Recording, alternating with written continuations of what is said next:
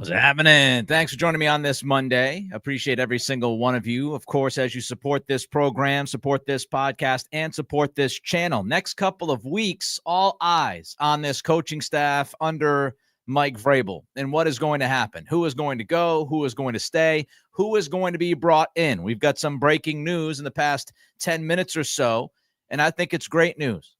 According to Ian Rappaport, the Patriots are retaining special teams coordinator Jeremy Springer. Over the weekend, Mike Reese wrote that there was momentum building to retaining Springer, and that's precisely what happens. So Mike Vrabel has decided to keep Jeremy Springer special teams coordinator, and frankly, special teams was excellent this year. When you look at Pro Football Focus, they had the Patriots special teams ranked second in all of football. Their coverage was outstanding. Punt coverage, kickoff coverage was outstanding. And if you're worried about Joey Sly, it's not as if Jeremy Springer is picking the kicker, right? He has to deal with who he is given. But when you look at kickoff coverage, punt returns, Marcus Jones, this special teams unit was one of the best in the NFL. And that's not me talking, just giving you my opinion. That is what the analytics tell us. Pro Football Focus had the Patriots as the second best special teams unit in all of football. The Patriots keep Jeremy Springer. He's one of the guys that I wanted them to keep on this staff. And it goes beyond what we saw from special teams. It goes beyond the fact that this special teams was the second best in the NFL. I also absolutely loved what Springer had to say towards the tail end of the season. He's been one of the only coaches from Jerod Mayo's one-year tenure that went up there and took accountability, took responsibility, and spoke like a true coach, like a leader of men should speak. The Jelani Tavai nonsense, all that stuff, right? Tavai telling fans how to fan, what to do.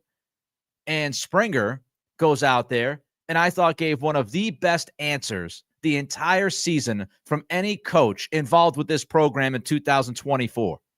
He was tremendous talking about how the fans, they have the right to boo, and how he was a Cowboys fan, and how he had the right to boo back then.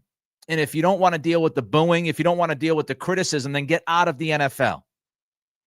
And that one answer certainly seems like it would fit perfectly with what Mike Vrabel is trying to sell right now to this locker room, to the fan base, to the entire operation at Gillette Stadium. Accountability, right? Accountability, responsibility, earn the right to be here. It's not a privilege. It is a right to be in the NFL. Earn that right by saying and doing the right things. And so Jeremy Springer stays on this staff. I think it's a fantastic decision. He deserves to stay on this staff. He was one of the best coaches on this team last year. So I love the decision. Love the decision. Happy that Springer stays here for 2025 and hopefully moving forward. We also got some other news about this coaching staff. Springer stays. Tom Quinn, his assistant, stays. And that's not too much of a surprise because Quinn was the special teams coordinator for Vrabel in Tennessee in 2023. He was Springer's assistant this past season. So those two guys stay, special teams intact. Two guys leaving today as well, we have found out. Scott Peters, offensive line coach. He's gone along with Michael McCarthy. They were hired by Cincinnati, and they will be the new offensive line coaches for the Bengals in 2025. Now, I know many people would say, oh, well, get him out of here, right? Scott Peters, get him out. Offensive line was bad. I don't know if Peters was bad. Peters was not given a lot to work with. He walked into New England with a very good reputation. Many people thought that it was the next step he should take, being the offensive line coach for a program. Obviously, Cincinnati feels like he's good enough to be their offensive line coach. Now, whether or not it works out, I'm not sure. But I don't think you look at 2024 and you look at this offensive line and you say, oh, well, Scott Peters is not a good coach because he didn't pick the groceries. He's not the reason for all the injuries. He's not the reason, from what we know, why Chuks Okorafor walked away from the game. He had to deal with what he had to deal with. So Scott Peters is out. Michael McCarthy is out. Okay? So those offensive line coaches, led by Peters, not here. That's the news. Jeremy Springer stays. Tom Quinn stays. Scott Peters, Michael McCarthy, both out. All right, let's get to some other stuff now. The staffing of this team is obviously going to be critical. It's going to be critical to see what Mike Vrabel puts together. It's going to be critical to see who he brings in and why he brings in each guy, if we agree or disagree with his decision-making throughout the staff. And Greg Bedard wrote something recently about Vrabel's staffing issues in Tennessee. Here's what Bedard wrote. In talking this past week with multiple league sources who were familiar with Vrabel's tenure in Tennessee, most thought a weakness of Vrabel's was a blind spot to some coaching styles of different guys. Offensive coordinator, offensive line coach will be two of his most important hires with the Patriots. Vrabel did well with Matt LaFleur and Arthur Smith, but Todd Downing and Tim Kelly showed Vrabel's limitations. So did offensive line coaches Keith Carter and Jason Hofteling and special teams coordinator Craig Aukerman. Now, a couple things about this. It's a fair question to ask whether or not Mike Vrabel is going to bring in the right minds for the offensive side of the football. 100% fair. We need to see what he's thinking. We need to see who he interviews. We're going to have the latest on the offensive coordinator search in just a few minutes. It's a fair question. It's a fair question to ask whether or not Vrabel is going to do right by this offense. It's the top question, I think. And many of us talked about it. I talked about it before Vrabel got the job, that if you're wondering something about Vrabel's game, it's going to be offensive coordinator, offensive coaching, offensive philosophy. So it's 100% fair to ask the question if Vrabel is going to bring in the right guys. It's 100% fair to look back at his time in Tennessee and say, man, Todd Downing and Tim Kelly didn't do a very good job. Todd Downing in 2022 was 28th in points. Tim Kelly in 2023 was 27th in points. But as I always preach, context matters. Context matters when we look at what happened at the Titans offense and what happened with Downing and what happened with Kelly. First of all, Tennessee had to change offensive coordinators 3 times in 5 years. Matt LaFleur was brought in 2018. He was gone to Green Bay after his first season. Arthur Smith then was promoted. Smith was there for a couple of years, and then Smith was gone to be the head coach of the Atlanta Falcons. So when you look at Todd Downing, he was the 3rd offensive coordinator for the Titans over a 5-year span. That's a lot of turnover. It's a lot of turnover at the top, at the OC position, right? But it's also a ton of turnover underneath those guys. Because every time you lose an offensive coordinator, you know what's going to happen, right? Every time you lose an offensive coordinator, he's going to take some of his staff with him. So when Matt LaFleur leaves Tennessee to go to Green Bay, he's going to take some staff. When Arthur Smith leaves Tennessee to go to Atlanta, he's going to take some staff. So it's not easy. It's not easy to replace, 2 offensive coordinators in the first few years of your first time as an NFL head coach. So I think that has to be brought up. That context has to be understood. There's a lot of turnover in that offensive staff, and it makes it more and more difficult to be able to bring somebody in that's going to make a marked difference for you that season. So that's the first thing. The second thing I would say is when you look at the 2022 and 2023 Tennessee offenses, some of that could certainly be Todd Downing. Some of that could certainly be Tim Kelly. But we also have to remember what the roster looked like at that moment in time. We've got to remember the quarterback position. In 2022 and 2023, Ryan Tannehill was pretty much washed. He was done.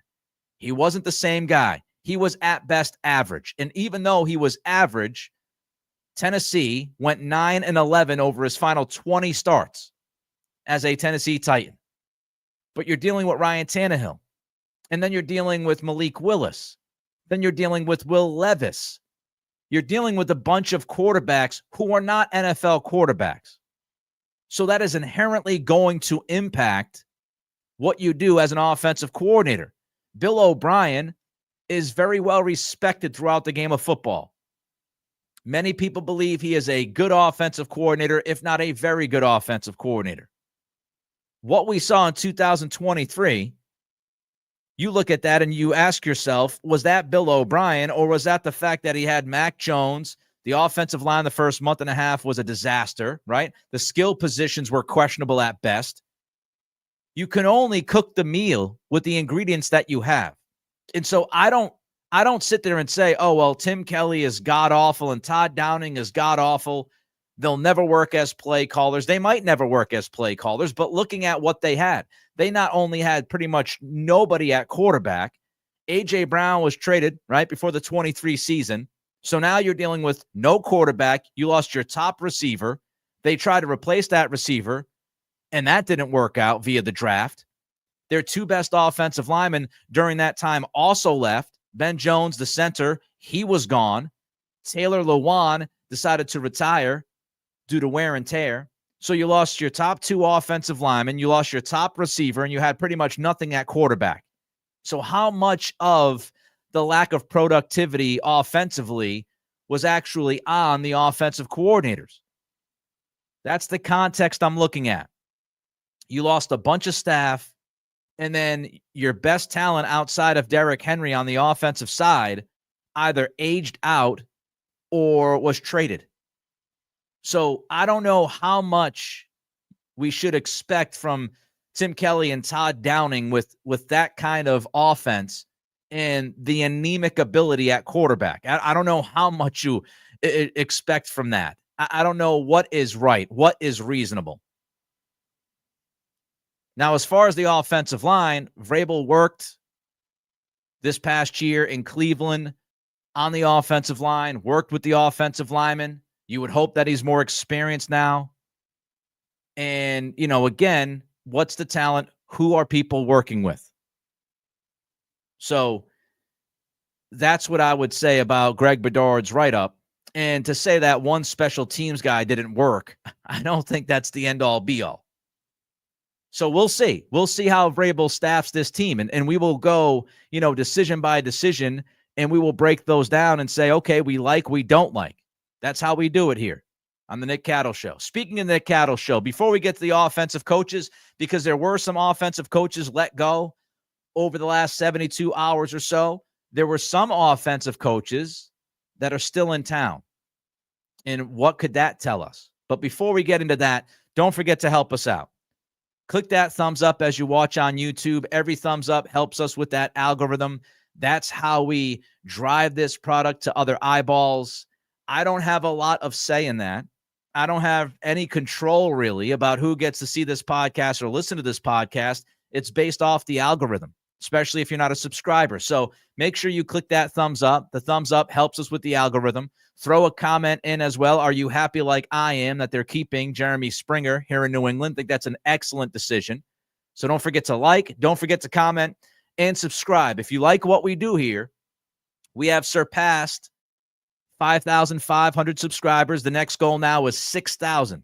We want to hit 6,000 subscribers. Let's continue to push together, build the momentum here. So don't forget to like, don't forget to comment, and don't forget to subscribe. If you're listening or even watching on Spotify, rate and review, throw a comment in as well. And if you're listening on Apple Pods, I appreciate every single one of you. All right, before we get to the offensive coaches and the latest about this staff as far as who is already gone, because Mike Vrabel did wave goodbye to some coaches over the weekend, let's go to Maryland. $25 super chat. Thank you, Maryland. Notre Dame for the win tonight. Here's my bet and support for Nick for the month. Well, thank you, Maryland. Glad that you are back home. Hope you enjoyed your trip to the Philippines. Sounded like you had some fun. And Notre Dame, look, it's obvious. It's a giveaway. I'm a Notre Dame football fan. If you're watching the video, I have my customary Notre Dame hat on. Game day. It's what we do. I don't feel great about the game tonight. Ohio State is absolutely more talented than Notre Dame. Notre Dame's going to have to run the football. Jeremiah Love is hopefully healthier than he was the last time we saw him against Penn State, but they've got to run the ball. Riley Leonard has to run the football well. I'm thinking they'll run him 14, 15, 16 times tonight. Their defense has to be very good. Will they play as much man coverage as they usually do? We'll have to wait and see. Because Ohio State's wide receivers are no joke. No joke. Leonard Moore, Christian Gray, cornerbacks for Notre Dame are good. Their best cornerback had a season-ending injury months ago in Ben Morrison. So I think it's going to be a very interesting game, but Notre Dame has to make this game tonight a rock fight. They've got to make this, a fist fight in a phone booth, so to speak. They've got to have ball control. They've got to treat this game like it's, 1975 if they want to win. But I got to be honest, I'm a Notre Dame fan. I would say Ohio State's going to win this game tonight. I hope I'm wrong, but I'm just keeping it real. All right. Thank you, Marilyn, for the $25 super chat. It is very much appreciated. If you want your comment, your question heard, make sure you throw a super chat my way. That's how you get to the front of the pack. All right, let's get back to the coaching staff and what's been reported. So, gone. No longer here with the Patriots. These guys were on Mayo's staff last year. They are no longer here, okay? Taylor Embry, running backs coach, gone. Tyler Hughes, Tyquan Underwood, wide receivers coach, assistant wide receivers coach, gone. Bob Bicknell, tight ends coach, gone. Now, I am not surprised that Hughes and Underwood are gone. We talked about it all year long. Tyler Hughes, right? His lack of experience at a high level. He was never a positions coach in the NFL. Didn't do much position coaching, if any, in Division I. As far as college football goes, he was pretty much just thrown out there. And if you look at the lack of production, the lack of development from Jalen Polk and Javon Baker, someone's got to pay for that. And Tyler Hughes is the guy. Tyquan Underwood is the guy. They're both gone. So you will have a new wide receivers coach here at Gillette Stadium within the next few weeks. So Hughes and Underwood are gone. Again, Embry, running backs coach, is gone. The one that surprised me is Bicknell. I thought Bob Bicknell did a pretty good job with tight ends. Look, the only way you can judge a coaching staff as far as position coaches go is what do their positions do? How did those guys develop? Did they maintain? We talked about it during the year.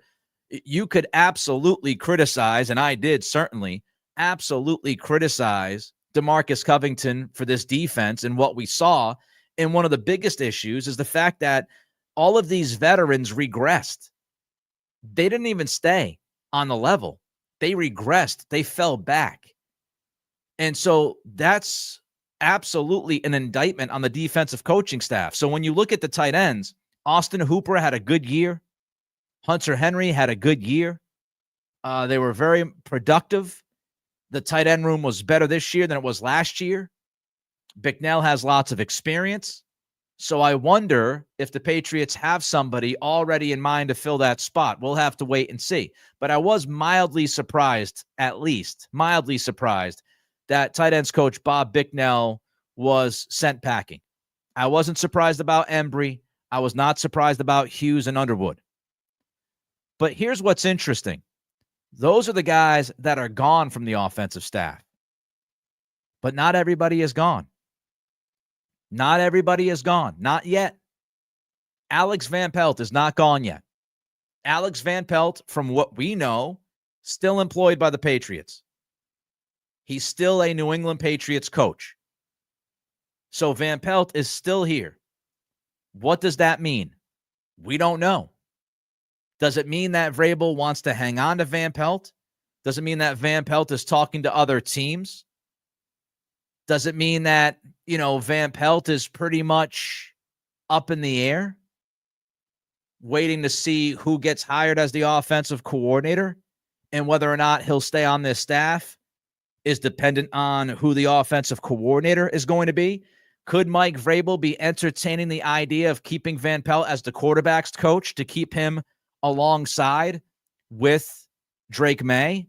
Is that part of this thought process? Because don't forget, even if Van Pelt wants to stay here as the quarterback's coach, does his scheme work with whoever comes in? Like Josh McDaniels. If Josh McDaniels ends up being the OC, Van Pelt and McDaniels, they coach different types of offenses. And, of course, McDaniels has a lot of experience working with quarterbacks. I don't know if you'd keep Van Pelt if you brought McDaniels in. But let's give you another hypothetical. If you brought, let's say, Nick Caley in from L.A., if you bring Nick Caley in, he runs the Sean McVay offense. Sean McVay's offense is very similar to what Van Pelt helped run in Cleveland and some of what Van Pelt tried to do this year. So if you brought Nick Caley in, keeping Van Pelt as the quarterback's coach, if he was cool with that and Caley was cool with that, that would make sense.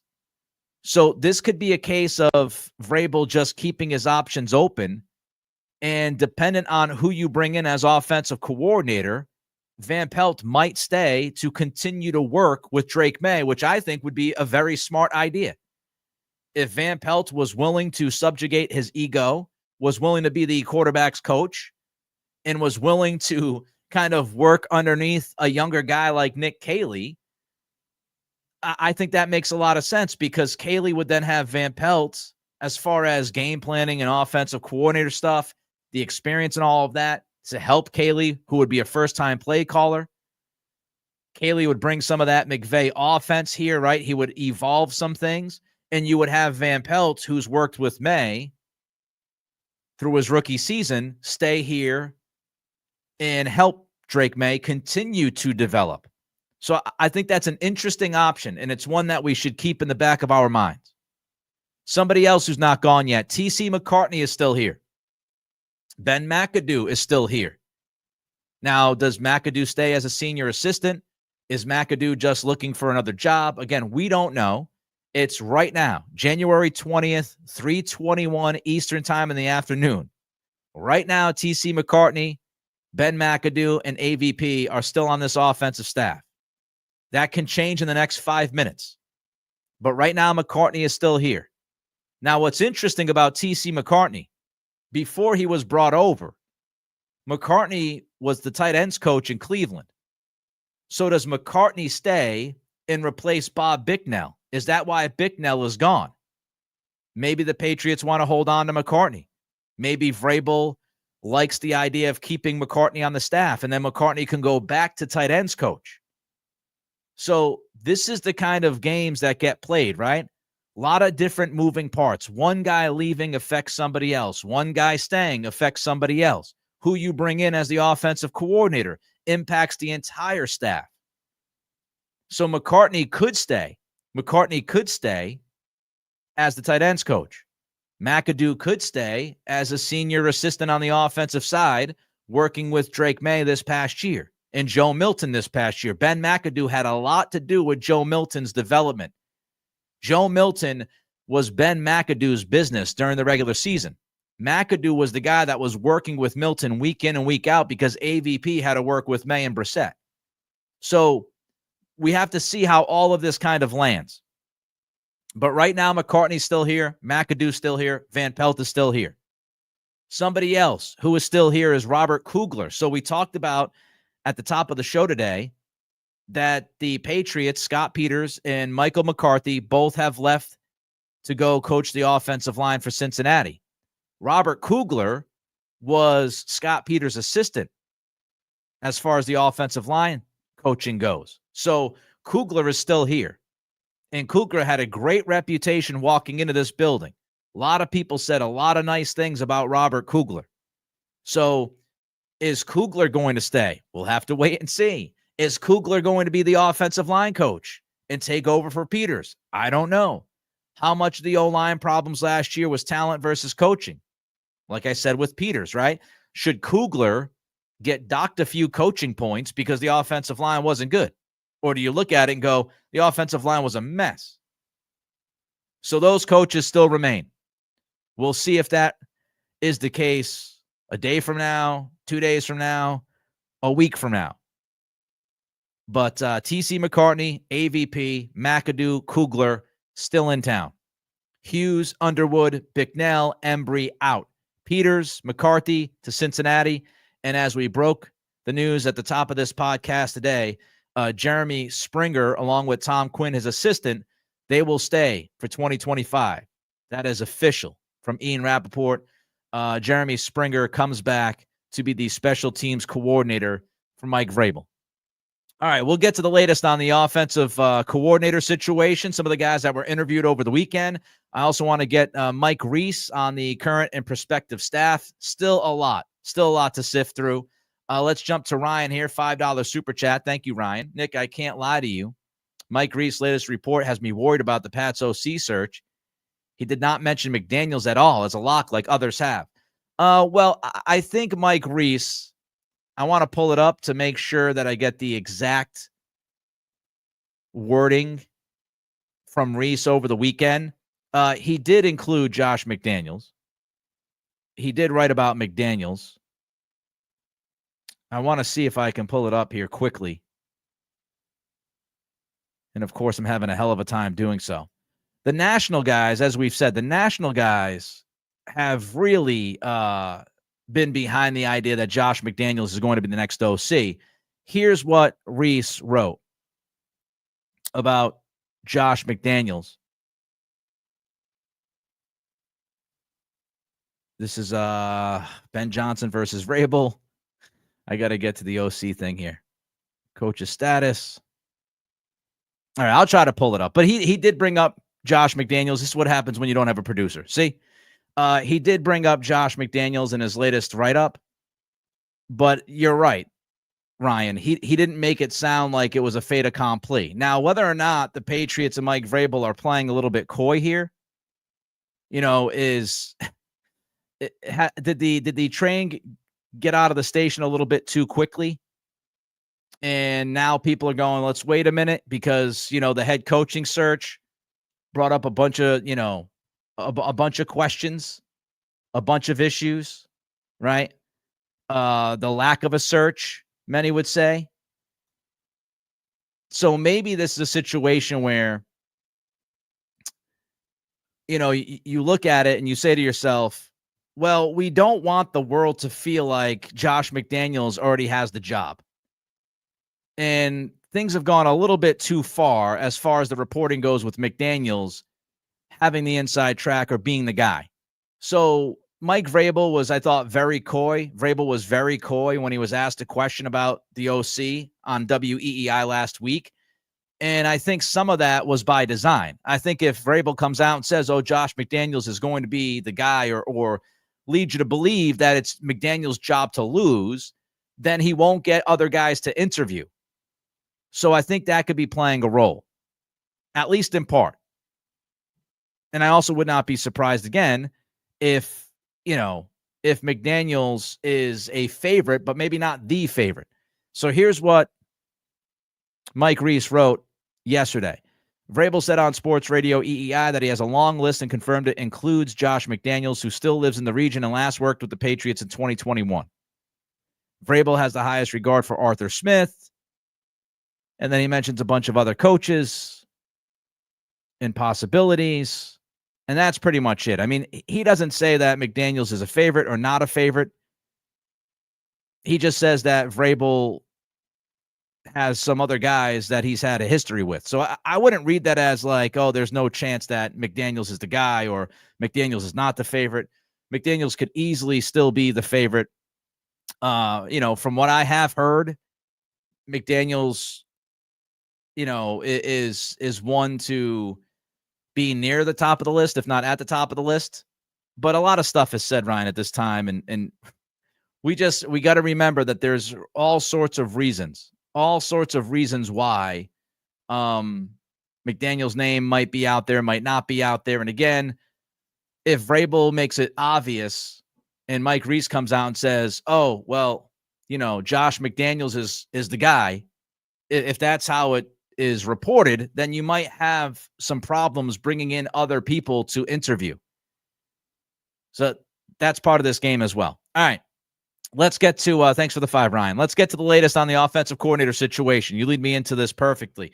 So the Patriots interviewed Thomas Brown, and they interviewed him, I think it was last Tuesday, so 6 days ago. I thought it was very telling that we found out on Friday that Thomas Brown interviewed for the OC job on Tuesday. It took like 3 full days for that to be reported, which would lead you to believe that Mike Vrabel and company they're keeping things close to the vest, right? It didn't get leaked out. A lot of times when these coordinators get interviews, it's leaked out right away. We find out like a day later at the latest. Patriots interviewed Thomas Brown on Tuesday. We found out on Friday, like night. So they're keeping things. They're keeping things close. They're keeping things close. Thomas Brown was on my list last year when we talked about offensive coordinators. Offensive coordinator, running backs coach for the Miami Hurricanes for 3 or 4 years. Of course, Alonzo Highsmith, who is still in the front office for the Patriots. He played for Miami. He was in a position of significance for that Miami football program before he joined Elliott Wolf last year. So you have that connection for Thomas Brown. Thomas Brown was an assistant head coach, running backs coach, and tight ends coach under Sean McVay from 2020 to 2023. So Thomas Brown has coached under Sean McVay for a number of years. And remember, the Patriots, as we just told you, said goodbye to both their running backs coach and tight ends coach. So could Thomas Brown possibly be somebody that they bring in not to be the OC, but maybe running backs coach or tight ends coach? Now, Thomas Brown did call plays for 3 games under Frank Reich in Carolina in 2023 until Frank Reich pulled the play calling and decided that he was going to call the plays. So as far as this year goes, Thomas Brown was all over the place. He was passing game coordinator. Then he was offensive coordinator. Then he was interim head coach for Chicago during that nightmare season they just had. He's 38 years old.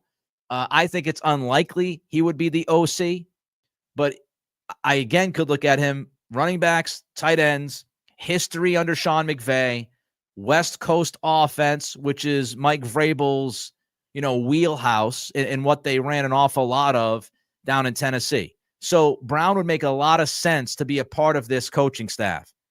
I don't look at him as a likely guy to be the OC. The Patriots also interviewed Marcus Brady.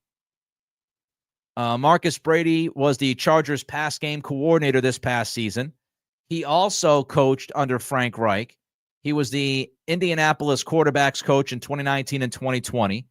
He was Indy's offensive coordinator in 21 and 22, but he did not call plays. Marcus Brady did not call plays in Indianapolis when he was their OC in 21 and 22. He again coached under Reich, and Reich was the play caller. So Reich was the play caller. Marcus Brady in a similar role as AVP in Cleveland. That's what Brady did. So Brady, not really a play caller at the NFL level. But again, if you look at it, he coached under Frank Reich, like Thomas Brown coached under Frank Reich. And you look at, some of that West Coast offense, it would make a lot of sense if Thomas Brown and Marcus Brady, they don't end up as OC, but they end up on this offensive coaching staff. So we keep an eye on that possibility. And of course, you look at what happened yesterday, the Rams lose, which means all those Rams coaches that we talked about last Friday, they're in play now, right? They've been eliminated, so they can have interviews. They can talk about, they can talk about being offensive coordinator and bring them here in person for those interviews. They can talk to Nick Caley. They can talk to Mike LaFleur. They can talk to Dave Ragone. So those names that we brought up last week on Friday as possibilities, guys that could be exciting, right? Could be exciting hires. Caley, LaFleur, Ragone, all working under Sean McVay. With the Rams eliminated, their schedules are opened up now, baby, which means Mike Vrabel could absolutely give them a call, bring them here, and have a conversation with them in person. We'll have more news on the staff from Mike Reese in a minute. Don't forget, though, to like and comment. Those two things help us with the algorithm. So don't forget to like and comment as you watch. Don't forget to subscribe as well. 5,500 subscribers. Next goal is 6,000. Nightshade asks about McCown. We talked about this on Friday, Nightshade. McCown's out.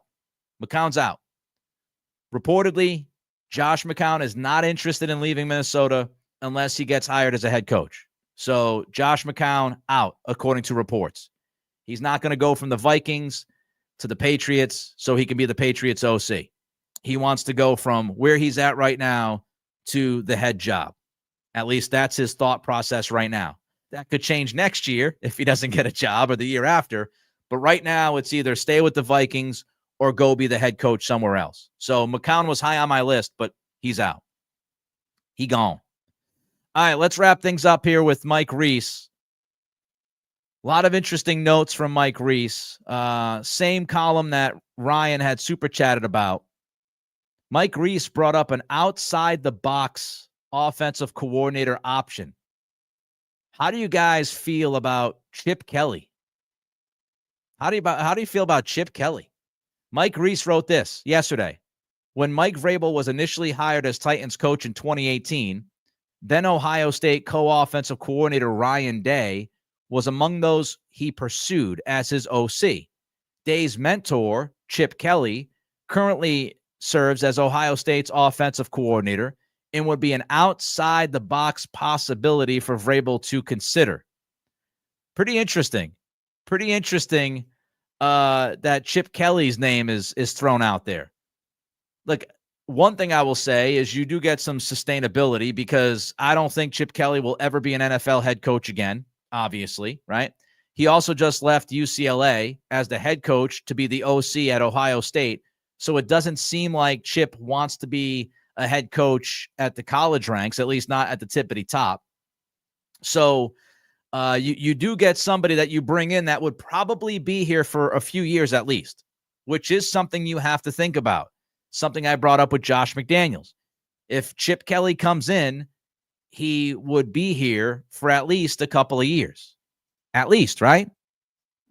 At least a couple of years, you'd have Chip Kelly, if not a few years, 3, 4, 5 years. So, when you look at this, and by the way, Ben Johnson has been hired by the Chicago Bears, which is not surprising to me. So Ben Johnson goes to Chicago. All of the Las Vegas Raiders stuff, I think, was a bunch of, stuff thrown out there by Ben Johnson's team to get the best deal from the Chicago Bears. It makes sense. Ben Johnson has always wanted to work with a young quarterback, always wanted a quarterback that was in that spot.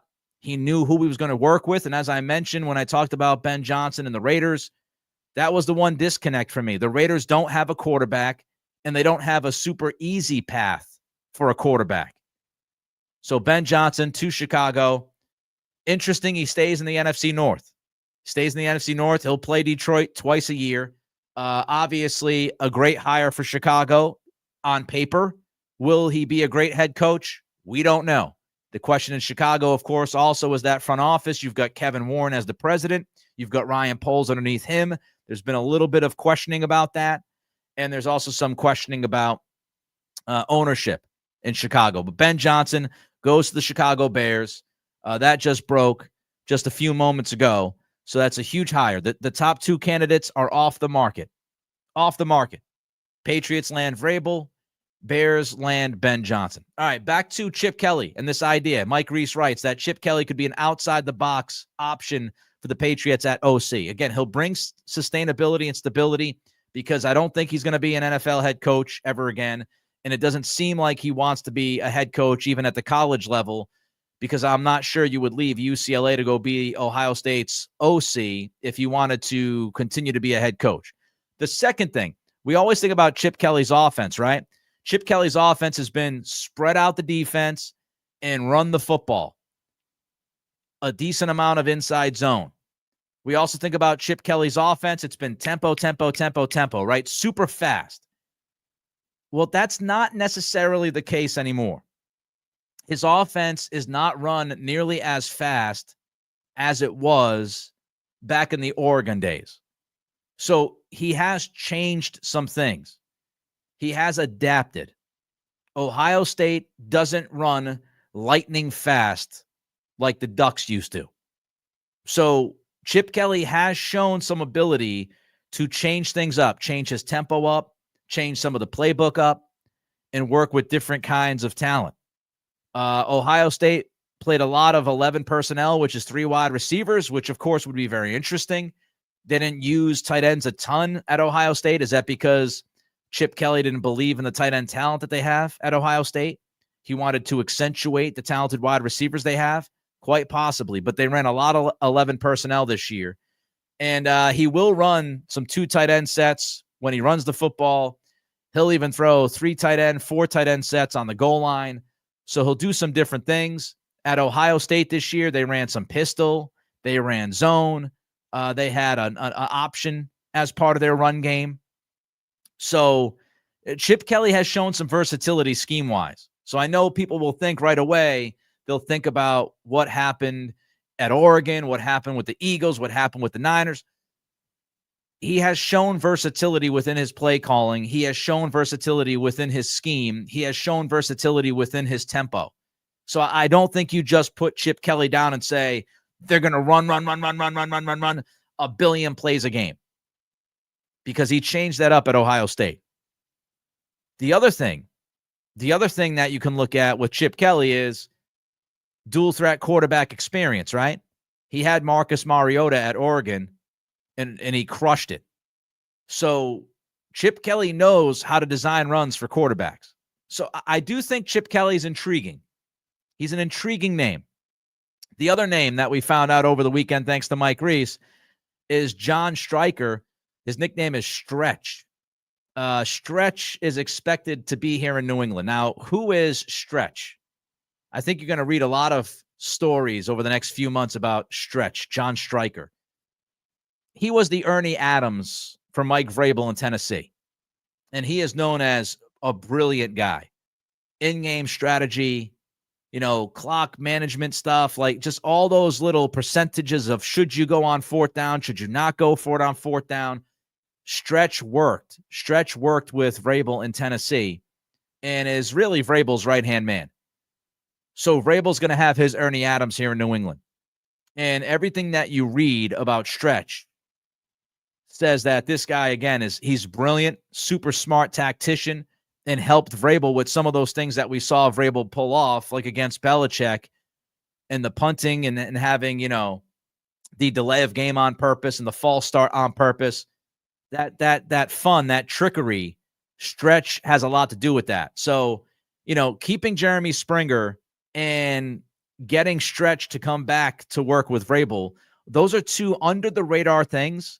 Many people, and I get it, are going to be wrapped up with the idea of offensive coordinator, defensive coordinator, but keeping Springer and getting Stretch to come back here and work with Vrabel, those are 2 under-the-radar moves, but they're both significant and both very smart. Both significant and very smart. Now, defensive side of the ball. Let's go to defensive side of the ball. I want to plug my computer in here for a minute. Make sure I don't run out of power. All right, so defensive side of the ball. Mike Reese wrote about that as well. Some names as far as defensive coordinator. Lions defensive line coach, run game coordinator, Terrell Williams, who was one of Vrabel's most trusted assistants in his 6-year tenure at Tennessee. Reese wrote about him. Vrabel thought so highly of Williams that he named Williams the assistant head coach his final year in Tennessee. Some around the NFL believe Williams would be Vrabel's ideal pick as defensive coordinator. And if that doesn't happen, Vrabel could look to others who coached alongside Williams in Tennessee, such as Eagles inside linebackers coach Bobby King, Dolphins outside linebackers coach Ryan Crow, and Titans passing game coordinator cornerbacks coach Chris Harris. So those are the names right now. Terrell Williams looks like he would be the leader if he wants to join. Bobby King, inside linebackers coach for the Eagles, outside linebackers coach Ryan Crow for the Dolphins, and Chris Harris, passing game coordinator on defense and cornerbacks coach for Tennessee. Yes, Chris Harris, the former cornerback in the NFL. So it'll be interesting to see what happens here. Williams is, of course, in Detroit. If Aaron Glenn gets a head coaching job, which many people think he will during this cycle, you wonder if Williams will end up staying in Detroit and just replacing Aaron Glenn as defensive coordinator. Or would Williams' personal relationship and friendship with Vrabel, would that pull him here to be the defensive coordinator for the Patriots? Obviously, if you're Williams, you have a hell of a lot more talent to work with right now in Detroit on that defensive roster than you would here in New England. But again, it's about relationships. And Vrabel and Williams are tight. Vrabel and Williams are, they have a very, very tight relationship. And so Williams could end up being the guy here at New England to take over the DC spot. Tom Pelissero says he just reports that the Colts are hiring Lou Anarumo as their defensive coordinator. So Anarumo is a very respected, well thought of defensive coordinator. He would have absolutely been on my list as far as conversations if I were Mike Vrabel. But the Patriots got off to a little bit of a late start, and I don't know if Vrabel was interested in Anarumo. So Lou Anarumo goes to the Indianapolis Colts. So in the last few minutes, we've got Ben Johnson. By the way, Tom Pelissero says that Dennis Allen is a prime candidate to be Johnson's defensive coordinator in Chicago.